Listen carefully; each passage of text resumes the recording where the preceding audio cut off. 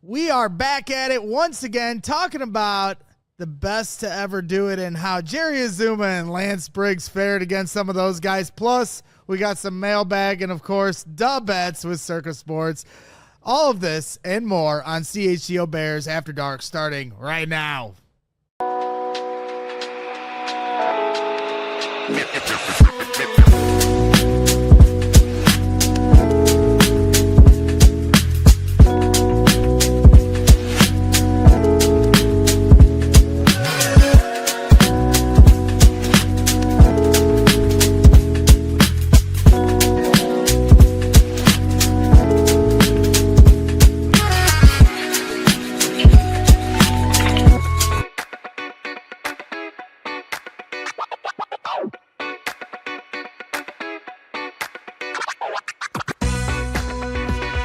Welcome back to CHGO Bears After Dark, presented by Circa Sports and Empire Today. Appreciate our friends over at Empire Today and Circa Sports. Download your new bookie today at circasports.com. Must be 21 or older. Gambling problem? Call 1-800-GAMBLER.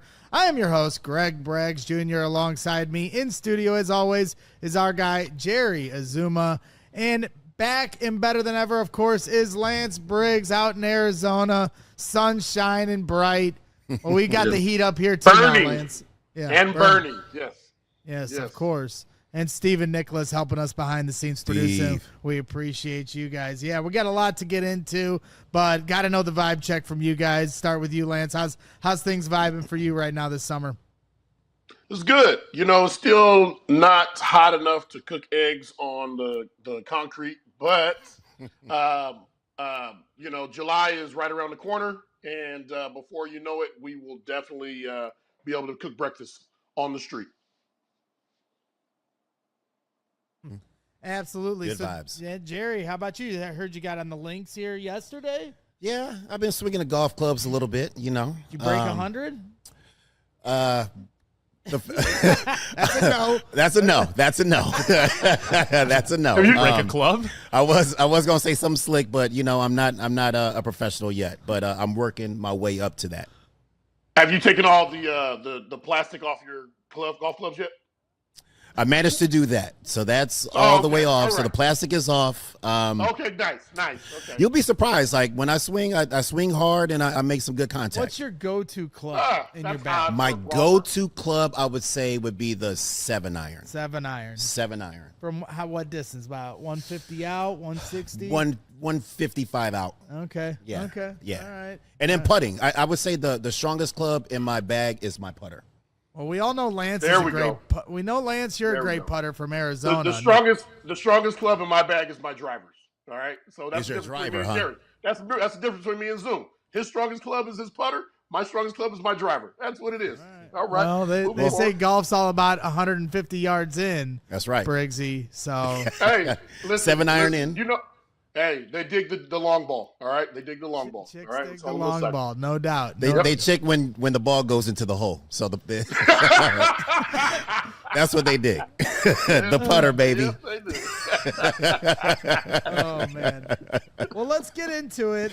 We got some different things we're going to talk about today, but Aaron Rodgers is the topic of conversation to start things off because he returns to the Pittsburgh Steelers. I don't think we have talked since he officially returned to the Steelers. We've been off here for a little bit since I was in Florida vacationing. That's how I got this sweet tan. Thank you very much. And I just got to know you guys' perspective. We'll start with Rodgers returning to the Steelers. We talked about this when we kind of broke down the odds on who could win that division. And it seemed like you could get some good money on the Steelers before Rodgers, had joined them. And it felt like maybe that would have been a good futures bet because the inevitable did happen and now Rodgers is returning. Yeah, Rodgers on that team is very interesting. I think that he waited to the last minute to basically join and be a part of the team. But it's all about Tomlin, in my opinion. I think that he's going to get this team ready to play, obviously. They will somehow figure out a way to get into the playoffs, as they always do. And I think Rodgers has a really strong opportunity to, once they get there, to actually do some damage. Now, he's 41 years old. So he has to stay healthy, and he's had some health issues, you know, in the past, as we know. And he hasn't been extremely successful. But who knows? I mean, if you get with the right coach and get with the right players, you can catch some fire, and good things might be able to happen for him and the team. Well, I mean, last year he had 28 touchdowns, 11 interceptions, almost 3,900 yards with a 63% completion percentage passing on the year. Now he goes to the Steelers, Lance, with DK Metcalf. Well, before that, how many wins did he have? Right. I mean, they didn't win very. I mean, were they moving the needle at all? Like, was it impactful? Right. His numbers on the during the games. The most important stat right there, Zoom. You know, you said a lot. You gave you a lot of numbers. You gave a lot of numbers, a lot of data, but you missed out the most important one, the W's. All right, and lack thereof. Mm-hmm. Well, I mean, the Bears take on the Steelers at Soldier Field, so Rodgers returns. Back to Soldier Field, Lance. I know you guys went head-to-head quite a bit at Soldier Field. You know, what was it like to go up against this guy? It was tough.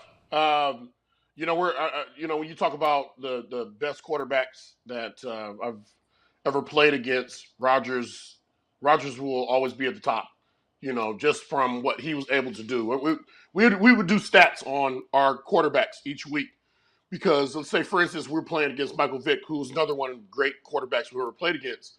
And when we wanted to blitz him, you know, if he rolls, you know, he scrambles to our right, to his right versus scrambling to his left. He scrambles to his right, then his accuracy drops down to about 15%. Tremendously. Now, if he scrambles to his left, he was 99% accurate. So when you talk about how we're going to blitz him from his left and force him to scramble to his right every time. That's where our blitzes are going to come from. You know, we studied Aaron when Aaron was at his peak. Aaron was 100%. He was 99.9% accurate from the pocket. He was 99 or 100% accurate scrambling to his right. He was 99.7 scrambling to his left. We were like, well, I guess we just got to stay at home. Right. There was nothing. But that's when he had a lot of youth on his side. Yeah. Now he's 41 years old. You know what I'm saying? So he's probably not going to try to scramble at all at this point. So I think that the best thing for him to do is to get the ball out of his hands as quickly as possible and find the playmakers. And, you know, just try to simplify things. And I think that he'll be successful in a system like that. Yeah. There's also, you know, the teams that he's been to. We can start at Green Bay. Green Bay, they've always done a great job of running the football. You know, they run the football. And people talk about all these numbers, you know, oh, man, he's throwing the ball here and there, here and there, here and there. But when you turn on the tape, you'll see they commit to running the ball, which sets everything else up. The New York Jets, they are a running football team as well. You know, it didn't pan out for them there, but they are also a team that wanted to commit to running the football. The Pittsburgh Steelers, they are a team that commits to running the football. So when you look at Aaron Rodgers, who will be a Hall of Famer, first ballot Hall of Famer, one of the greatest to ever do it, when he chooses, he says, hey, I want to be in a system that favors, you know, my abilities. We need to be able to run the ball. These organizations run the ball, and they take pressure off of me as a quarterback. Yeah, and he's also really good at moving the sticks. You know what I'm saying? He always knows where those sticks are, and he's also good in getting into short yardage situations. So if he can do that in Pittsburgh, I think that he should have some success. Yeah, I mean, he's a pest, and I hate him with every inch of my soul. He is 41, though. Yeah, he is 41. Yes. And, you know, he said on the Pat McAfee show yesterday that this is going to be his last year. He's going to retire. Like, do you even believe that? No, absolutely not. Braggs, would you let him buy you a beer at the bar? No. Really? Wow. Amazing. No. Yeah, you do hate him. Okay. That's a lot of hate. I saw him when the Giants and Patriots played in the Super Bowl in Indianapolis. You know, we're walking all around the Super Bowl, And it's funny because Lovie Smith was walking with his wife, and not many people recognized him for whatever reason. And I ran up on him. I'm like, oh, da, da, da, and Rodgers was also there doing, media hits. And, I probably yelled a few things at him. I'm sure you did. I yelled a couple things at him. So I don't like Rodgers. That is what it is. All that I own you stuff. I mean, did that piss you off, when he would say that? The I own you and it pissed me off more to see the Bears, the current Bears players' reactions to that. Number one, the only reason why he's able to do it is because we allowed them to score, we allowed them to win, and that's not just defensively, it's offensively, it's special teams, it's coaching, it's everything, all the way from top to bottom. You don't want to hear him say it, then don't let them win. Go take charge of the game and win the doggone game. They won't say it. But next to that, yeah, absolutely, it pissed me off. It should piss the guys off in the locker room. But that's what it's about too. It's the rivalry. What I'm saying? So he actually sparked that as well. And it's really important that the young guys understand that there is that rivalry. It's not going to go away. And they need to approach every game. The Bears need to approach the game when they play the Packers with that incredible intensity, because this is serious. It's like we've been battling since the beginning of the football time. You know what I'm saying? So the hatred it runs deep, and they should take it as such. Well, and you've got, like, when players announce that they're going to retire, this is going to be their last year, like a Derek Jeter. Every last stop they do at every stadium, the other team will, like, give them something like a plaque. And we were joking the other day, could you imagine George McCaskey giving Rodgers some kind of that sounds ridiculous memento to send him off? I really can't see George doing that. Can you? I better not see that. No. I better not see Look that. how many times you've beaten us. Good job, Rodgers. Way to go, bud. Yeah, hopefully the Bears can send him off with the Bears finally beating him here. Yeah. The same way that they did Brett Favre. Yeah, exactly. Exactly right. That was a nice send-off. Yes. It sure was. I don't know if you guys caught this, but Urlacher did an interview with Johnny Manziel, and he talked about you guys changing your checks at the line of scrimmage. I want to play the audio for you that when you guys played Rodgers. Why don't you just say it? Well, I'm going to let Urlacher. I think he kicks in when we talk about this, but I'm sure you remember. Yeah. So let's play the clip. This is Brian Urlacher with Johnny Manziel talking about changing the checks at the line of scrimmage with Aaron Rodgers. Aaron knew our checks. You play a team enough times, you're going to know their checks. So we had a pirate check. So we changed it for that week, and this is going to be great for people listening, but it was big. We changed it. So it was pirate. So we could say anything that had a P on it would be our pirate check, so they wouldn't know our pirate. So the tight end gets up and moves and lands, goes, big. Aaron starts laughing before the ball gets snapped. He looked at me, started shaking his head, started laughing. But we had to change our stuff up because he knew our defense so well. And Aaron, you weren't going to trick any of those guys pre-snap, but just the words, the buzzwords we throw out there were always fun. Your thoughts, Lance? Well, like I said, you bleeped it. They bleeped it out. Which is fine. No, it was fun. I'll tell you what, man. It was a fun week of practice because our coaches we had discussed it. We're like, listen, they know our calls, and this and that, and we got to change it up. And we had been doing it throughout the year, but in particular the Green Bay week, what are we gonna do? And and it was one of those deals where it was like, let's throw this word out there, and the coaches were like, all right.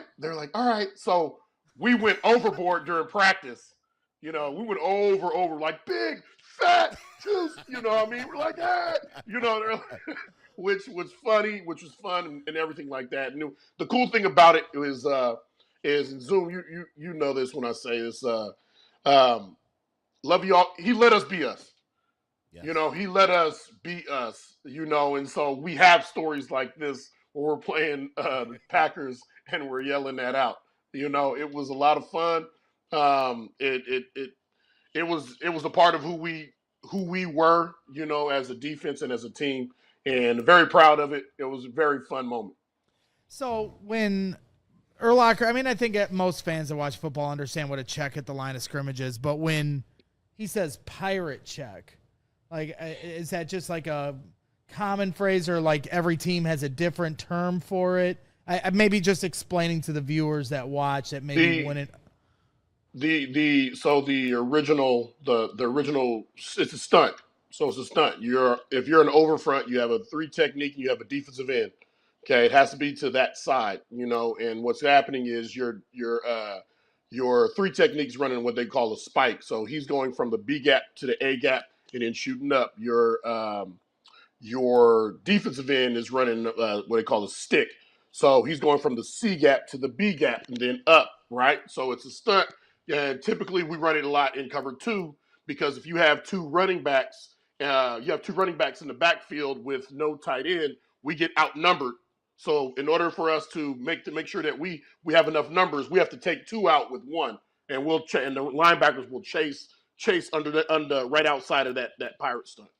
So it's a way of evening the odds, even though we're in a 7-man front, which means we have more. We're better against the pass than we are against the run. You're also forcing the pressure too to come right to the middle to make him like basically respond immediately, and that's the whole goal, is to make the ball come out as fast as possible. Yeah.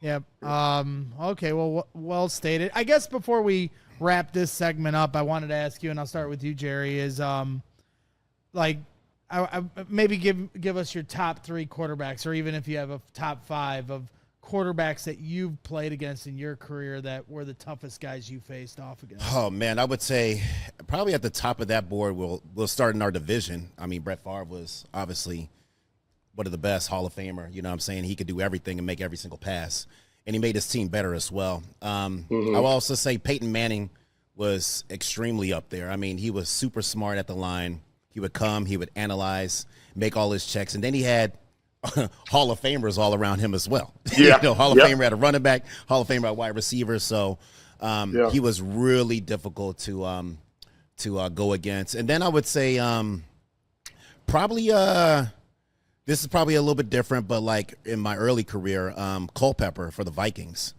I mean, he was a big body quarterback. Yeah. I mean, he was realistically like 279 pounds. Easy. And our coaches used to challenge us. They would say, you know what, you better hit him low, because if you hit him high, we're going to find you, basically. But he would sit back there in the pocket and he would launch the ball. And I'm talking about he would launch it to Randy Moss, and he would often connect. So once you see Randy Moss in his early days as a Viking, Culpepper would just launch that ball, and he got so much height on the football, and he was just dropping dimes to Randy Moss. So he was really tough with his accuracy. How much were you matched up with Randy? Well, when we played Randy, my matchup was actually pretty easy. Like, I followed him everywhere, and it was roll coverage to that side. So all I had to do was just go up there and bump him every single time he was at the line of scrimmage. So my job was extremely easy. I followed him, and I was just in his grill. Yeah. So I loved it. There you go. And I knew that like someone's going to be over the top, like Mike Brown or Mike Green, or someone's going to be over the top. But I knew that we were not going to let Randy Moss beat us. You mentioned Culpepper. It's funny. Father's Day down in Florida, I was golfing at this spot.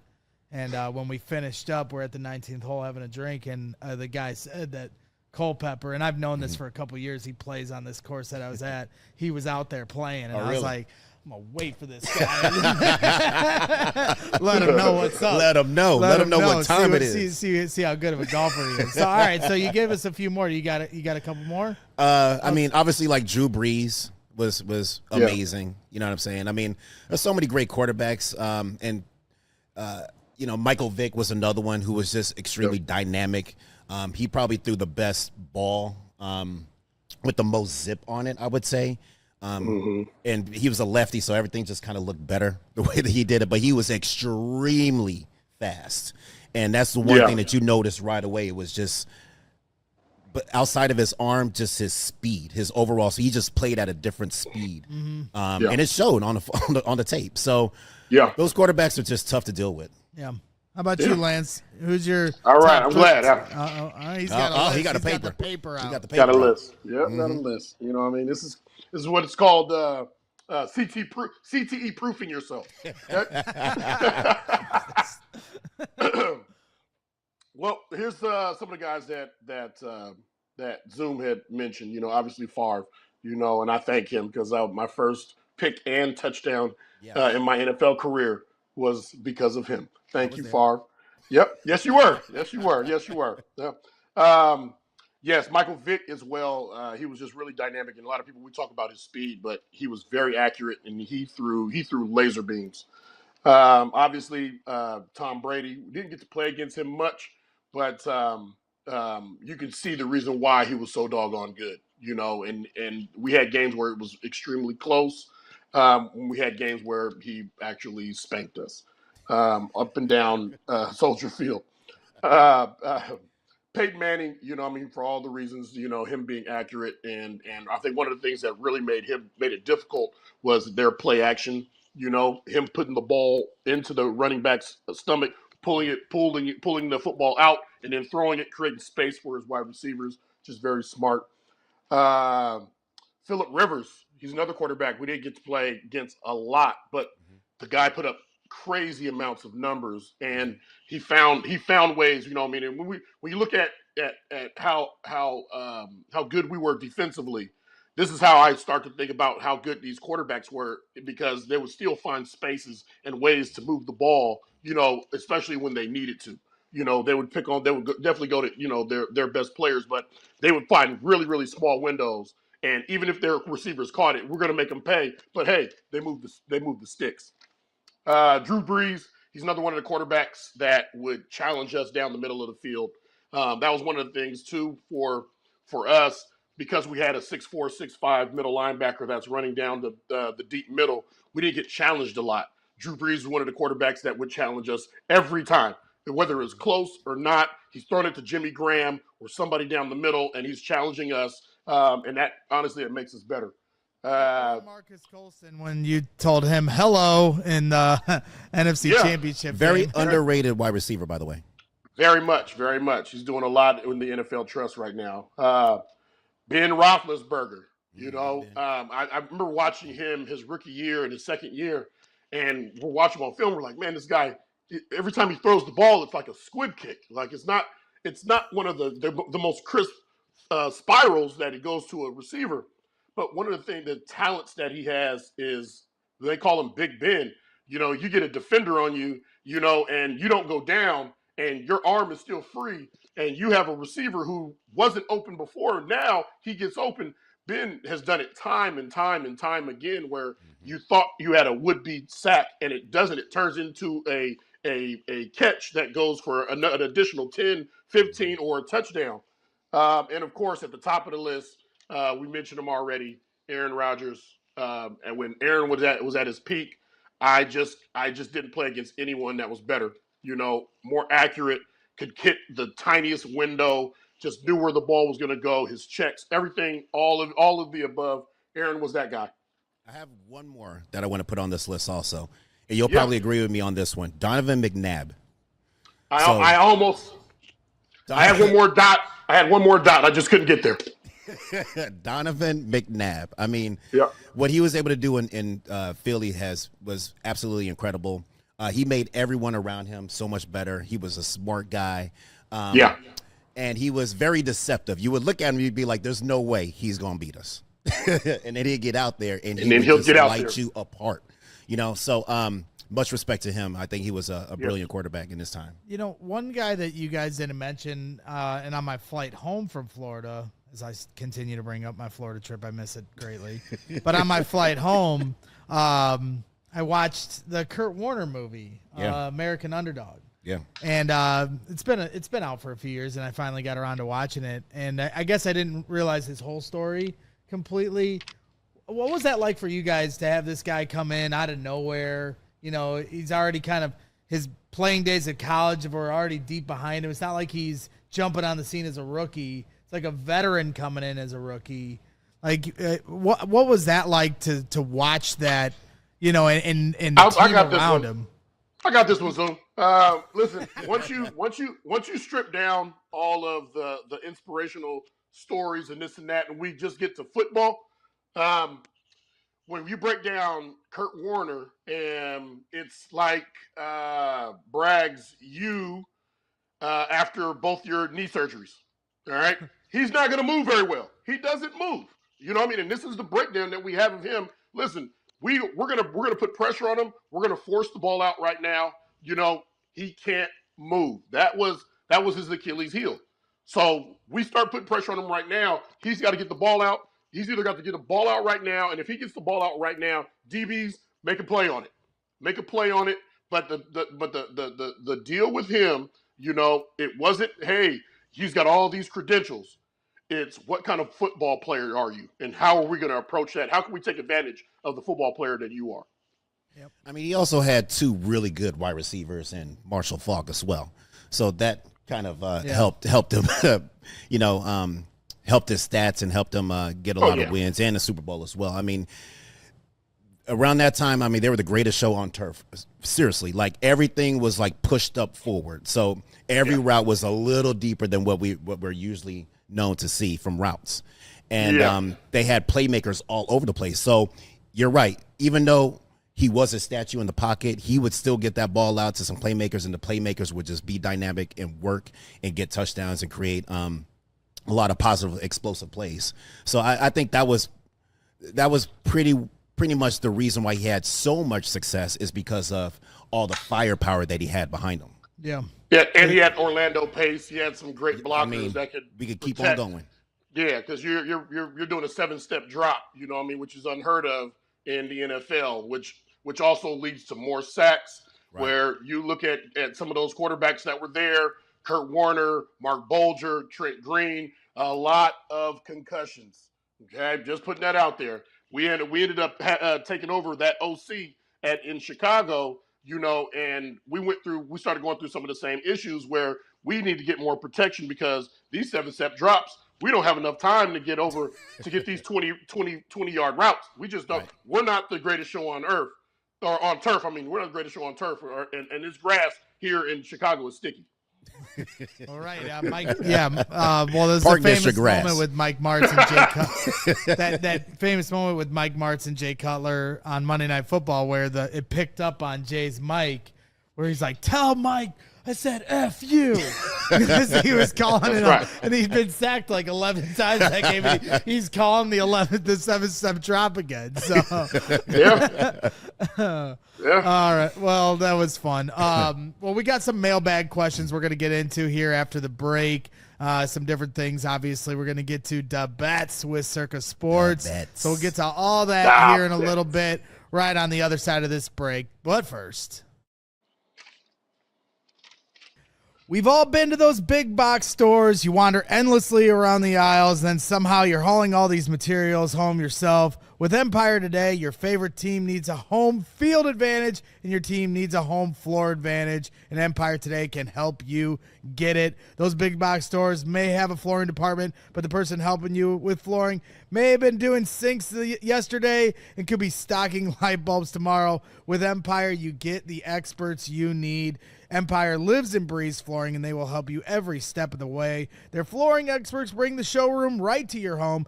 Pick the right flooring and the right colors for your space. See how it looks with your furniture in your house. Get precise measurements taken and all questions answered, so there are no surprises. With Empire Today, you get clear, upfront, and all-inclusive pricing. And plus, you can schedule an installation as soon as the next day. So schedule a free in-home estimate today, because some things are just better at home. CHGO listeners can receive a $350 discount when using the promo code CHGO. Yes, you heard that right. A $350 discount with code CHGO. Restrictions apply. Visit empiretoday.com/CHGO for full details. Also want to give a shout out to our guys over at Circa Sports. Whatever the sport, the app to bet is Circa Sports, Illinois. Circa Sports, it's sports betting the way it should be. Circa Sports, Illinois has high betting limits, low holds, and exceptional customer service. Bet on all your favorite teams in every game this season. Spreads, props, futures, or in-game, Circa Sports has it. fund and bet like a pro from anywhere, anytime in Illinois. And you know what to do. You download your new bookie today at circasports.com. Must be 21 or older. Gambling problem? Call 1-800-GAMBLER. Make sure you're throwing down bets for the Chicago Cubs as they take on the St. Louis Cardinals today with our friends over at Circa Sports. And we're back at it here on CHGO Bears After Dark. Make sure you're hitting the like button and make sure you're signing up to become a diehard here at CHGO Sports. We've got a special deal, the Make Your Move intro offer of just $36. That's right, we're cutting it down. See the QR code here on your screen. This is a limited time offer to become a diehard, and it's a great time to do it because training camp is just a few weeks away. Exclusive written content. You get discounts on all merchandise. You get a free shirt right out the gate. And, of course, you get discounts on our events, including our tailgates coming up for every home game this season. Those are already live on our website at allchgo.com/events. But if you want to become a diehard, go to allchgo.com/intro. All right, let's get to it. Ask some guys from our diehard. Another opportunity you have as a diehard is we have a Discord channel where you can put some different questions in and be able to get your questions aired on the show here and some different opportunities like that. So we'll get to some of these here in our mailbag segment as we're rolling through the dark days of the NFL season, waiting on training camp to get here. So we appreciate everyone's participation here in the show. Philip J. Fry has a two-parter for Briggs and Jerry, and he asks, what retro jersey do you guys like better, the navy and orange or the white and stripes? And then also, was there any extra motivation or excitement to get a W wearing them or just another day in the office? Jerry, I'll start with you. I mean, whatever jersey they give me is fine with me. I was always a fan of the white. White on whites? White on whites. Let's go. Always a fan. Let's go. Always a fan of that. I felt like I looked extra clean and looked extra fast. But the pumpkin jerseys, I mean, man, I don't know if they brought wins. That's the only thing. Like, whenever we put the pumpkins on, I don't know, man. Will we win, Lance? I don't know. I don't remember that. Listen, the first time that I remember us wearing the pumpkin jerseys, we were in Dallas on Thanksgiving. And we did not win that one. We didn't win that one. No, we did not. We didn't win it. I think Chad Hutchinson was your quarterback for that game. Yes, and I'm trying to think of the quarterback that got the first start for Dallas. He was a baseball Drew Henson. Drew Henson from Michigan. Drew Henson. Yes. So in that game, Larry Allen played in that game. All right, and I'm gonna give you just a crazy stat. And if you were ever to turn that tape on and watch it, it would stand true. Larry Allen. So I blitzed a lot that game. Every time Larry Allen touched me, I hit the ground. Okay, right. It's just a true story. Like if he got his hand on me, I was on the ground. But I was able to, every time that I was able to slide by him, like there was a lot of times where he didn't touch me, I got past him and I made a play. But I was looking in like the fourth quarter. I'm like, man, this guy. I'm just looking at how massive this guy is. I'm like, this is crazy. Like this guy, every time this guy touches me, I fall, I hit the ground. Like I've never seen this before. Right? I've heard of how strong he is and all that good stuff, but it was an interesting stat. But I prefer, if we're going back to the jerseys, I'm sorry guys, I lost my focus. No, it's good. We're going back to the jerseys, the navy with the orange stripes. Those were my favorite. They were simple, but we played well, and we also had usually an extra incentive because we played the Packers in them. Yeah. And they had shorter numbers too. Yeah, tight. Yeah. Yeah. Yep. Yeah. One better than the white though. Yeah, I'm a big white on white proponent. The Monday Night Football game where Hester ran back too. They were wearing white on white. I can understand why Lance didn't like it. I mean, it made his belly look a little big. Marshmallow Man. Nah, man, I had a six pack, man. Don't you hate on me? He didn't bring the hourglass to him.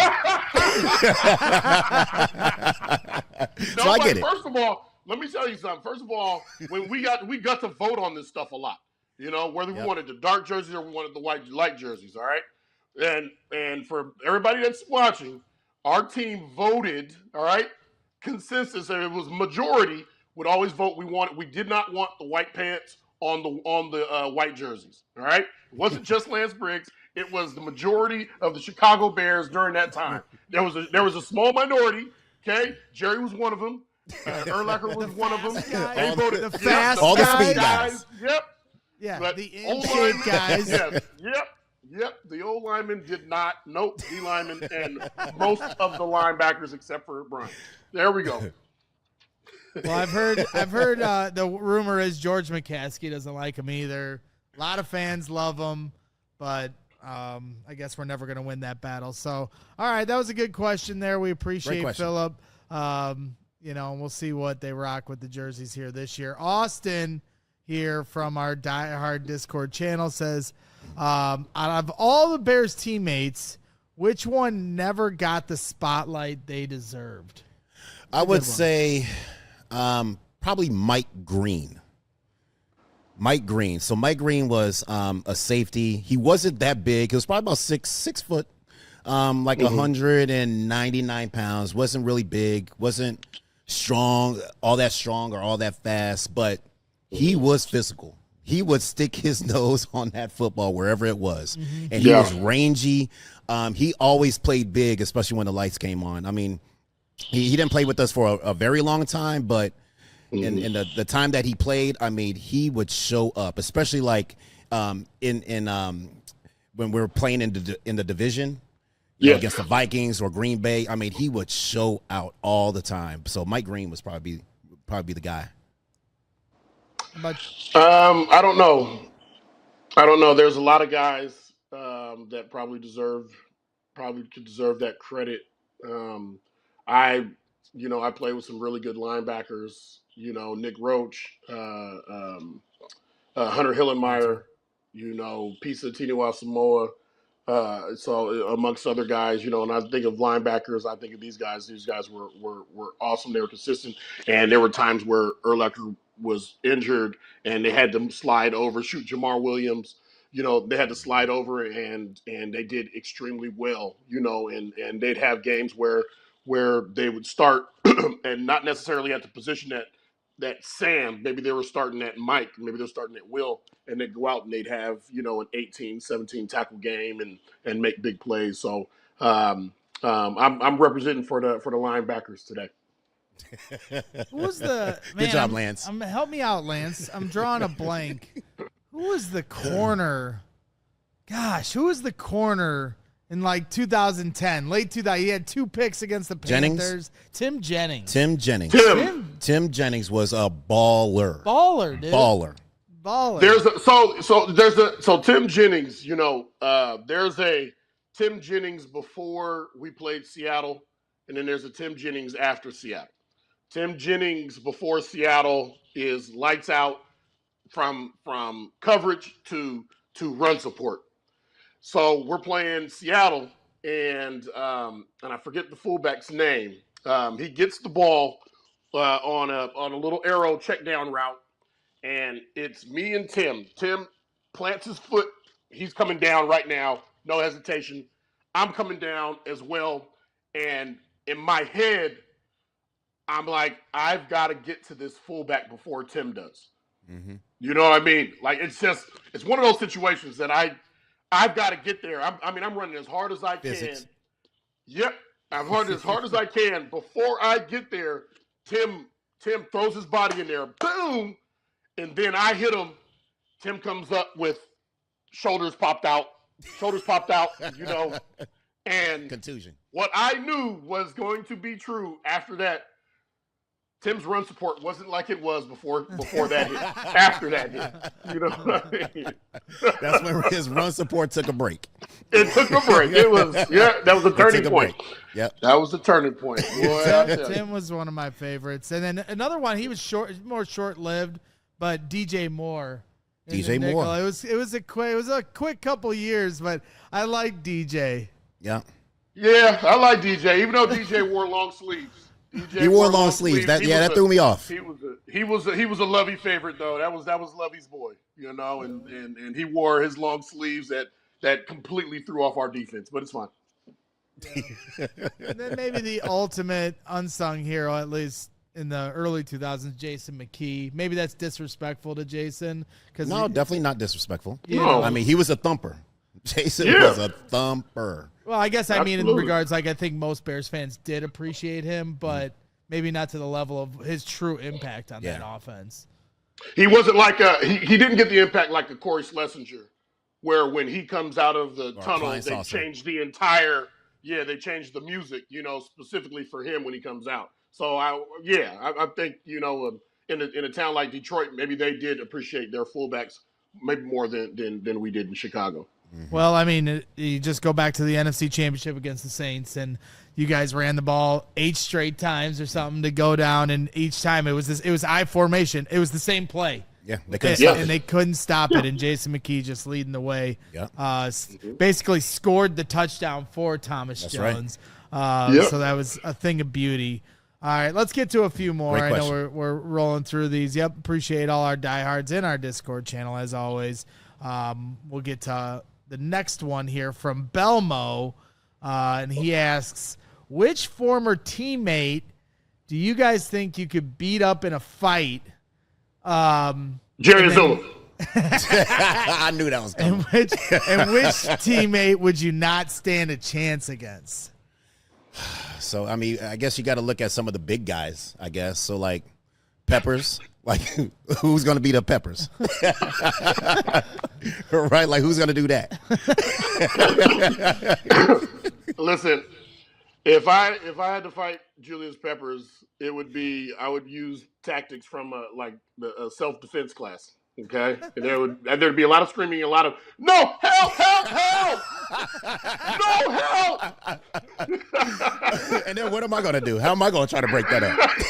I'd have to throw a rock or a brick. I can't fight fair against that.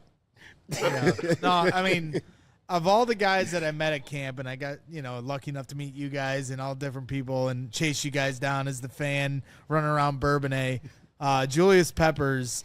His hand was like bricks, man. Like I've never shook a person's hand. It just like engulfed. It made me look like I had baby hands. Yeah, I've never seen.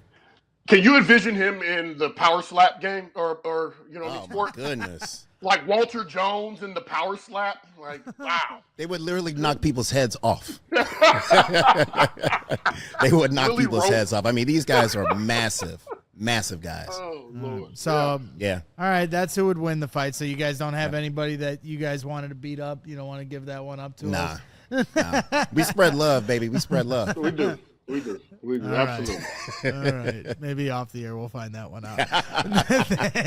Nathaniel B asks, I feel like they're trying to start something here. Yes, oh, they totally are. Absolutely. Totally. They're trying to start a celebrity boxing match right now. Yeah, absolutely. Absolutely.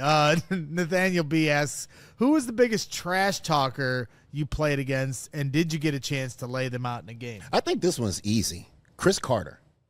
Chris Carter would not stop talking for Minnesota. That's all he did. He was just chirping and chirping and chirping. Like all game, all day long, Chris Carter would just be chirping. He would not stop trash talking. That's just part of his game. And he was, obviously a Hall of Famer. Yep. Really productive on the football field. He was a good number 1 and 2 with Randy Moss. But he would talk. He would talk that game, and he would back it up. Did you get a chance? Fast talking Freddie Mitchell. Oh, man. Fast talking Freddie Mitchell. Yeah. He was another one. Ocho. Ocho talk. Ocho Cinco. Ocho talk. Listen, Steve Smith. Now, when I played Steve in college, my first start at linebacker at Arizona was against Utah. At Utah. And our breakdown, they said, listen, when they have 2 of these really good wide receivers, they run a lot of wide receiver screens. One kid's named Steve Smith, one kid's named Cliff Russell. And they said the one thing about the kid Smith, he's better, but he does not shut up. And when you look at him on tape, you'll watch him. He'll return punts, whatever it is. He's chirping from wherever the ball he's tackled at to the sideline. So get ready for it, and that's exactly what you got. It's exactly what you got. So he was one of the guys. It was more so a college deal because I didn't. I saw him, but he was DB. You're dealing with Steve Smith all day, but it was one of the grading reports on Steve when I was in college. And when people ask me, like, who's one of the greatest wide receivers that you played against, I always list Steve Smith. I mean, smaller guy, but he played like he was 8 feet tall, and he played like he was King Kong. Like, he always wanted the ball in his hands, and he was extremely productive. Whether it's punt return, he'd be like, let me get back there and return the kick, and he'd do it, and he would house one. Or he'd go and make big plays down the middle of the football field. I mean, everywhere that he was placed on the football field, he made plays, and he played extremely big. And he was a small guy. Yeah, he was big time. Absolutely. Yeah, he was big time. All right, we got a few more to get to here. Next item up for bid is our guy Miller. We're talking about Thomas Jones earlier, and he asks, which former teammate Thomas Jones becoming a successful actor in Hollywood, which one of you two would be the better actor, and who would want to go act alongside Thomas? Who's the better actor here? Which one's ready for the? If it was I don't do no acting. If it was a drama, I'm all about business. Right. If it was a drama, okay, there we go. Here we go. If it was a reality TV show, Zoom. Okay, or a drama, Zoom. All right. If it was a comedy, you know what I mean, or a sketch comedy, definitely Briggs. Yeah. I definitely see Briggs in a buddy cop movie. Yeah, definitely a buddy cop for sure. I think we could get something in production Briggs with the buddy cop. Both of you, buddy cop movie. I'd like to be in a movie with you, Briggs. You know what I mean? If we're the buddy cops, and it should be all about trying to chase down criminals. You know what I mean? And how many criminals you can't chase down that I have to chase down for you.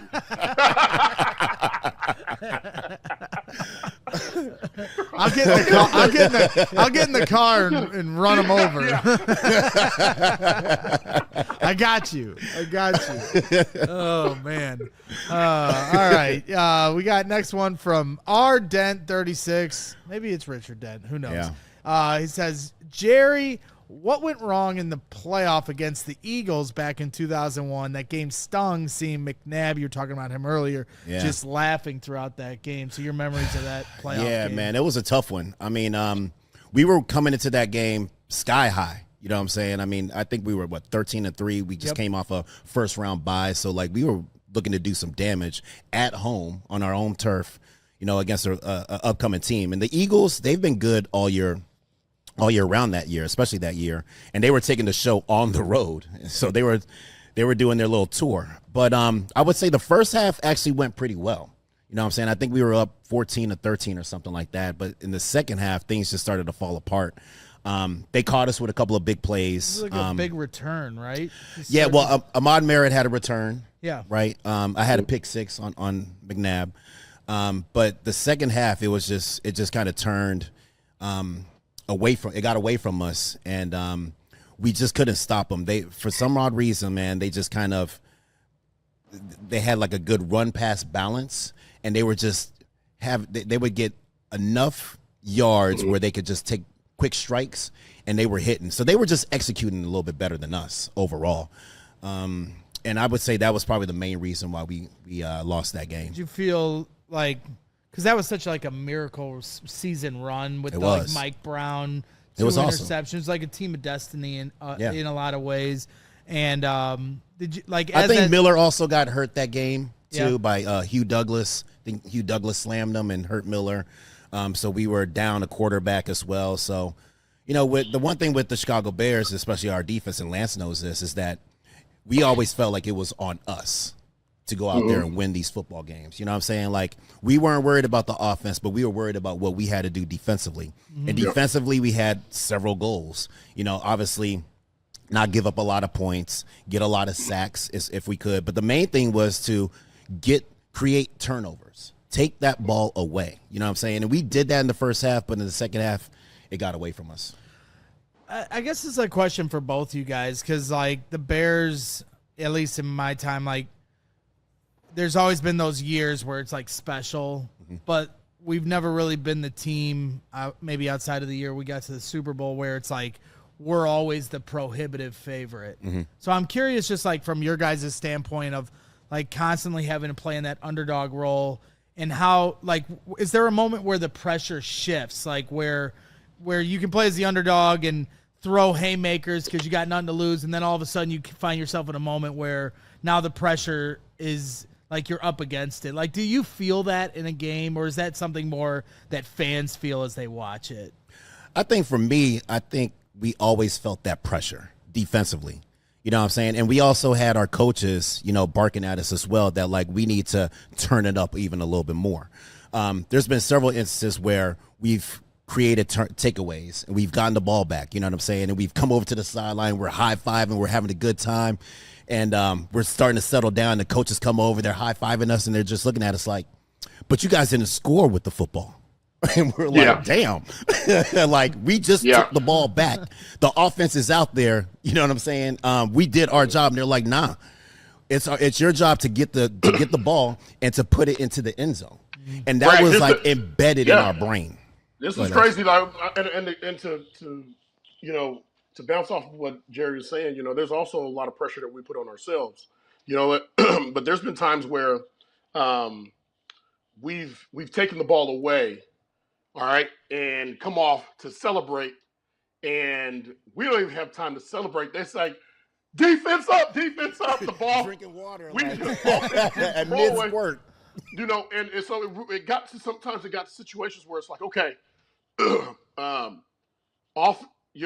for our offense, just don't turn the ball over. And then if you do, don't let them score, and don't let them get the ball on inside the 5. So and there's a game in particular. We played the Minnesota Vikings. It's a game we should have won. We win that game. We go to the playoffs. Lovey doesn't get fired. All right. But we take the ball away, and I want to say a few plays later, offense turns the ball over, and they tackle whomever for the Vikings at the 3-yard line. Okay, so we're running out there, and I'm just laughing, kind of shaking my head. Like, obviously we're gonna stop them, but we don't stop them. In 4 plays, they get in the end zone, they score. Okay, mentality, I'm like, we're gonna stop them, but they score within the 3 plays. Okay, right. But the difference of that game came down to the footballs that were given away and not just the footballs that were given away, what they were able to do. I believe they scored a touchdown earlier, and then they got they returned one to the 5. If we're able to protect the ball, we win that game. Yeah. And it changes the direction of the Chicago Bears organization. So, yeah, you're exactly right. We put the pressure on ourselves to go out there and make some plays. You know what I'm saying? And we look at – and everybody is on board with that as a defense. We know what the drill is. Like, yes, getting the ball out is a great thing, but scoring is what we really want. Yeah. Scoring that ball is what we really want. I remember Vance Bedford, he asked us, he said, what's the goal of the defense? And I was like, to stop the offense. He's like, no. He's like, the goal is to take the ball away from them and score a touchdown. And I was like, oh, okay. We got it. So that mentality stuck with us for forever, basically. And we always had that. So we put the pressure on ourselves and to go out there and make as many plays as possible, but to make explosive plays that can change the whole complexity and dynamic of the football game. Boom. It's interesting. And, you scored a touchdown in that playoff game.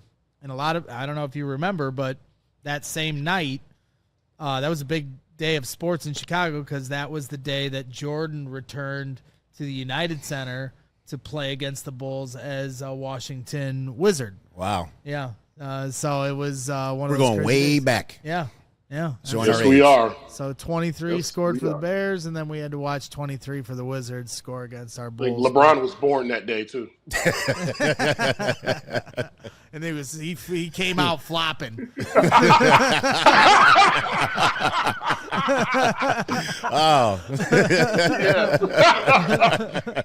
funny. All right. Let's stay away from that one.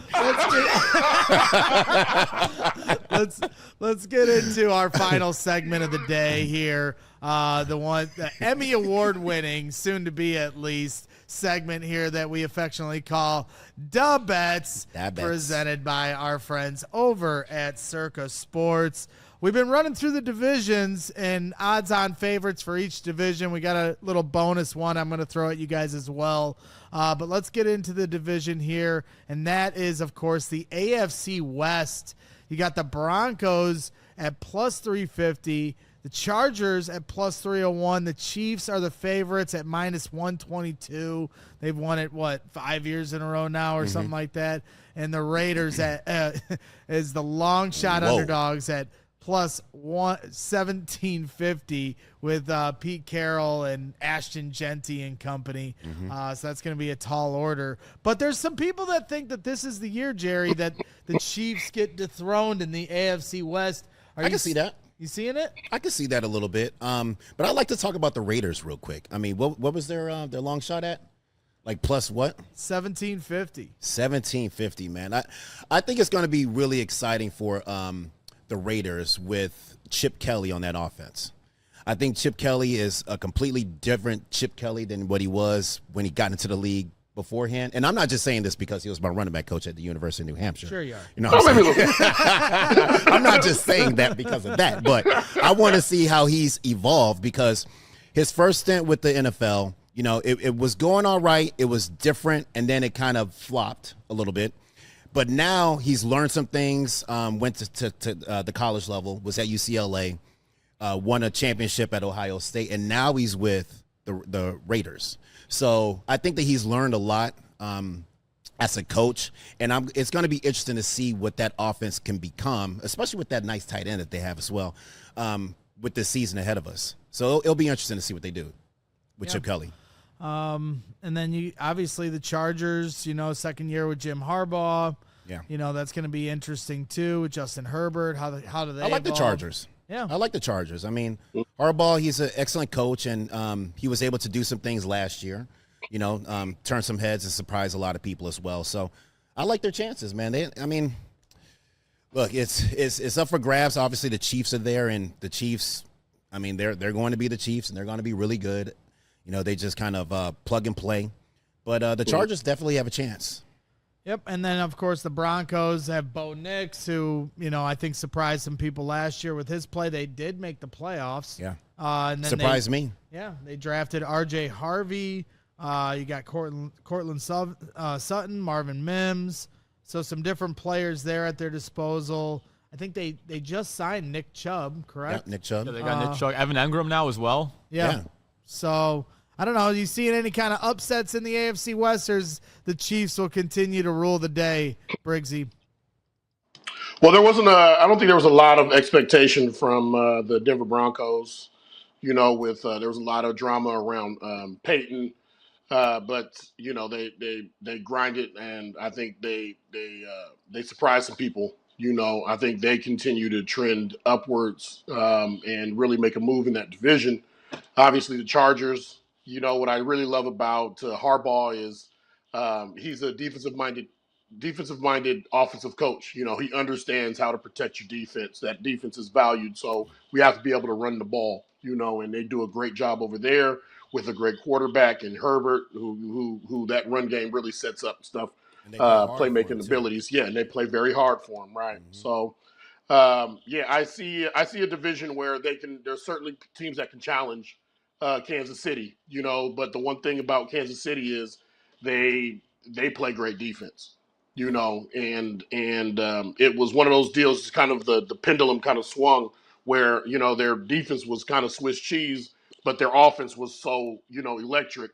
And now, you know, their offense really relies on their defense to keep them in games with a quarterback like Patrick Mahomes, you know, at the end of games, you know, can put up some magic. But Chris Jones is still at the top tomato, you know, when it comes to D tackles.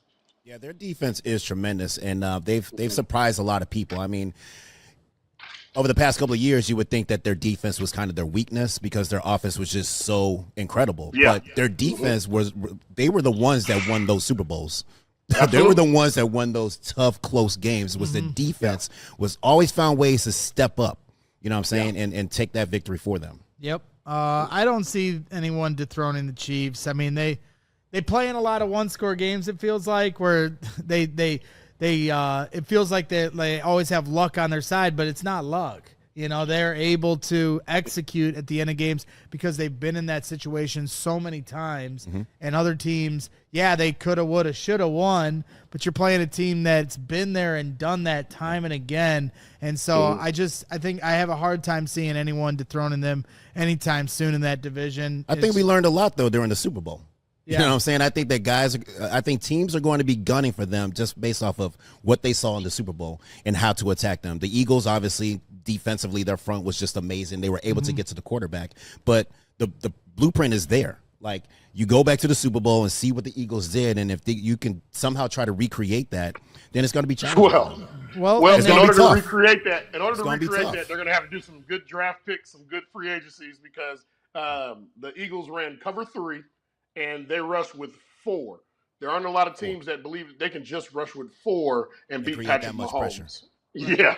Well, I mean, they are rebuilding the left side of their line. Obviously, the Bears acquired Joe Thuney. So Joe Thuney had to play left tackle for them in a pinch. So this year they're rolling out Jalen Moore at left tackle for the Chiefs, and then Mike Caliendo, Frank's brother, playing left guard. So it'll be interesting to see how that goes. And if you apply that pressure, and get some pass rush generated on that left side, then you got Mahomes on the move and see how they do. But I'm sure they'll be just fine there. Yeah, I'm pretty sure. As we reach the overtime portion of this segment, as we're wrapping things up and rounding third here in DeBets and CHGO Bears After Dark, please hit that like button while you're hanging out. We appreciate every single one of you. We got a final segment here of DeBets. Just wanted to throw in a little bonus round because I did find it interesting on Coach of the Year. Guess who is the odds-on favorite right now? That's right, Ben Johnson at plus 650. With your Chicago Bears, Mike Vrabel at plus 900 for New England. Liam Cohen from Duval for plus 1,200. Nope. Dave Canellis with Carolina at plus 1,400. I think that one's a little interesting. Kellen Moore, New Orleans. I don't really see that one. Aaron Glenn with the Jets at plus 1,700. And then Pete Carroll at plus 1,900.